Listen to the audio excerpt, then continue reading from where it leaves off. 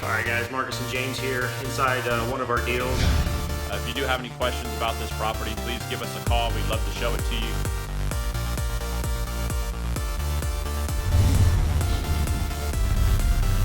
Alright, hello everyone. Welcome to the Invest, Sell, Repeat podcast with Marcus and James. So it's Monday, so that means it's podcast day, but hope everyone had a good weekend. Did you guys get anything special or? Yeah, I had to fly to Indy this weekend, had a business trip, had to take care of, got back late on Sunday. And when I was there, I noticed like we kept getting contracts in. Did you notice that over the weekend? Yeah, We I picked saw up some come in. like 3 deals over the weekend. So that makes, I was looking at the board when I came in this morning, I think we had 7 total. Yeah, that's what I It's counted. pretty amazing, man. Yep. So consistent deal flow is the name of the game when it comes to real estate. It's the lifeblood of your business. So How was Indy? it was fun. It was Yeah. good, man. Yeah, it was a good event. So we went to the Alpine Capital Solutions event there that Aaron Adams put on, and I tell you what, that guy is just amazing. He's an amazing speaker. He's got an amazing organization, and just so impressed with how he does business too. And he's one of those people you know he's going to do big things. Very genuine, legit, and he's just cool to hang out with. So yeah, we had a great time. Had a good time, always. What about you, James? I just relaxed this weekend. I just hung out with didn't my do shit kids this and weekend. yeah, I didn't This really guy's do all much. productive. And Yeah, I didn't really have a productive week as far as that goes. I made some calls. I talked to a couple people over the weekend that I needed to. I actually got a couple other contracts back with a couple coaching clients, and yeah, so Are the kids Not back in to- school? Yeah, they're all thank in. God. Yeah, I know, man. Like this last, Get back to I'd work. say 3 weeks has just been so hectic. Yeah, Then, and we had a babysitter lined up because our other nanny went back to college and she flaked out. So Karen and I've just been running around like chickens with our heads cut off. They're all back in school. We're good to go. Get focused on the business and rock it out. yeah. I was going to talk about, I was thinking about it over the weekend. It's weird to I think it's kind of weird to have the thought, all right, I'm going to do real estate. And then you go, well, how am I going to start doing this? I don't, I'm working such and such job. I've been to a few seminars, maybe, but how do you start? I guess the obvious answer is to start, but So, 9-10 years ago, that's exactly what happened to me. Working a full-time job, wanting something different with my life, wanting to earn more money, but really being locked into that 9 to 5 and not knowing how, okay, so how do you make more money? Because I go to work, I can only get paid this much an hour, how does that work? And one thing that really attracted me to real estate is that there is a wide range from, if let's say that you do have money to invest and go buy properties, obviously that's a good way to get started. A lot of people don't have that. Like when I got started, I did not. I bought the $20 Carlton sheets, no money down, no credit system, because that's what I was back then. And so real estate really allows you to come in at your own level, and you can start doing deals if you don't necessarily have any money or a lot of money. Really, it comes down to a decision. You have to make a decision. This is what I'm going to do, and then figure out ways to move forward. So let's say that you're completely broke and you don't have a penny to your name. You can go drive for dollars and be a bird dog, and you can bring deals into our company, and we'll pay you for those deals. can you explain a bit about bird dogs, or what is that like? Or Yeah, it's somebody that picks out an area and just drives neighborhoods and gets down addresses of properties that look vacant. And that's something I still do today. I still drive for dollars for my own business. It's a good way to get deals, and I probably pick up 2 or 3 deals a quarter just by being out and about, seeing a vacant property, go knock on the door if somebody's there. That's fantastic. If they're not, we can get the address and we send them a letter. So we do a lot of mailers in our company. I feel like that's some sort of internship, because I feel like you would learn a lot just doing that, aside from just picking up a little bit of spare money, but you would actually learn a bit about the business. And Oh, absolutely, man. Yeah, the biggest thing you would learn is about the real estate market and what areas are good to invest in, what areas are you wasting your time in and not driving. Yeah, all those little fundamental things that you have to learn anyway as a real estate investor. Yeah, that's what you learn as a bird dog. See, if I came to you guys and was just where should I start? What would be is that based on personality type of or is it income? How do you assess where somebody should start and what part of Yeah, we I think totally. some of it's income, Sure or it what is. you have to invest in yourself, or like if you have money, I wouldn't tell you go drive for dollars immediately. No, but like what properties would you be like, this is where you should start? Like you should start maybe at the low end with rentals, or should you just go like heavy in, buy a house to like flip it completely? And try to sell it? We always push people to build up their passive income. Okay. Because everybody wants to come in and do flips, especially if they've got money or access to money. They want to do flips because flips are sexy, they're fun, they look good, and spending $50,000 on a rental is not. It's you spend that $50K and then money comes in slowly, and it's definitely a long-term strategy.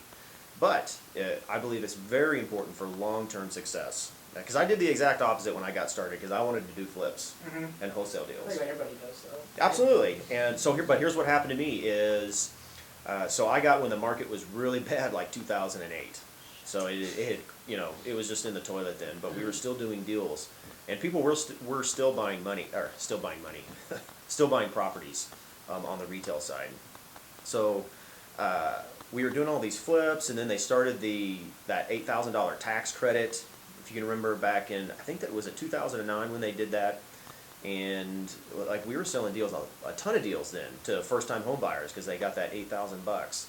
And then what happened is they stopped doing it. I believe it was in 2010, and I had like 10 or 12 flip deals that I had on the market, and that was my whole income then. Like I was totally dependent on selling those deals to make any money.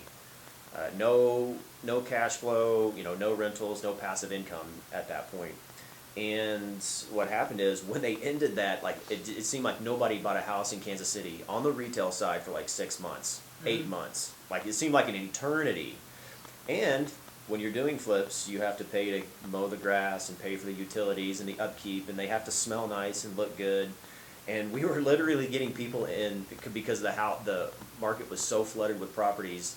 People would come look at our houses and they would say, you know what, I don't like what color the kitchen's painted, so I'm just going to go to the house down the street and make an offer on that one. Like stupid stuff like that. We literally had somebody tell us, hey, I don't like the color of the flowers that were planted in the flower bed in the front.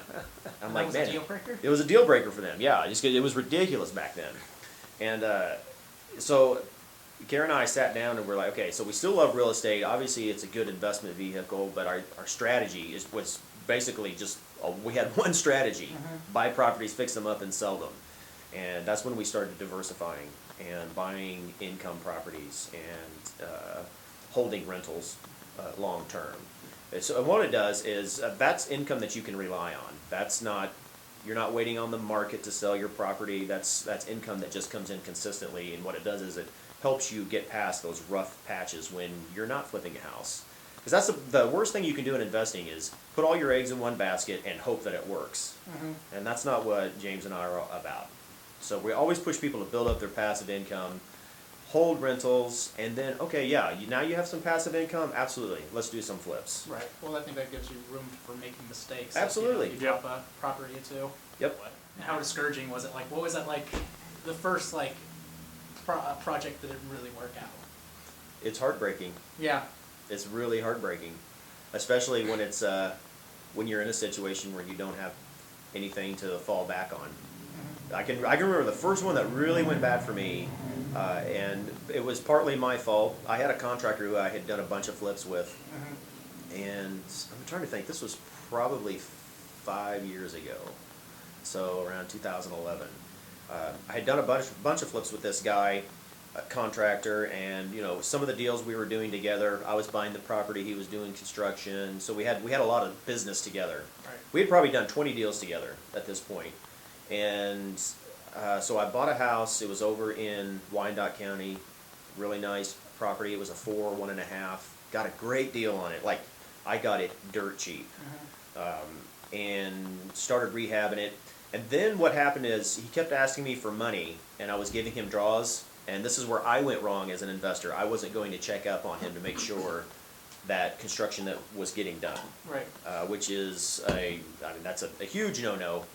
But I was comfortable with him, and pretty soon he wasn't answering my phone calls. I knew something was up, something wasn't right. Didn't have a right feel about it, So I went over the property one day, and I had already paid him like $35,000 or $40,000, and the house was still just destroyed. And my whole budget on that was like 50K, 45 or 50K. I'm pulling numbers from a long time ago. So in my mind, the project should have been just about done, almost ready for QC. And like there was literally like wires hanging out of the ceiling. None of the flooring was in. No kitchen. Construction debris everywhere. There was a big, huge burn pile where they were burning trash in the front yard, which was a huge no-no where this property is.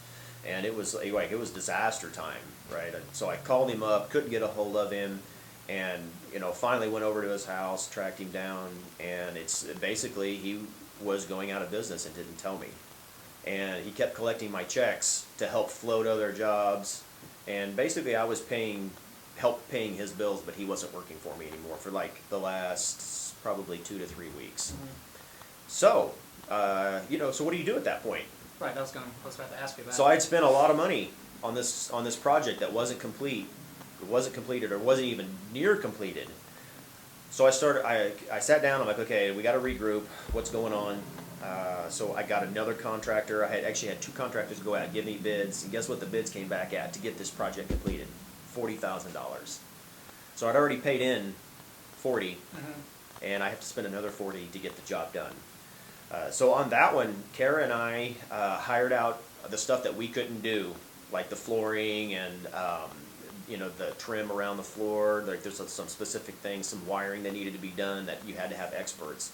Other than that, we were in there painting 14 hours a day, hanging cabinets, hooking up the plumbing under the sink, and just all that stuff that's so like so time consuming, but just had to be done, and didn't necessarily have the money to go pay somebody to do it.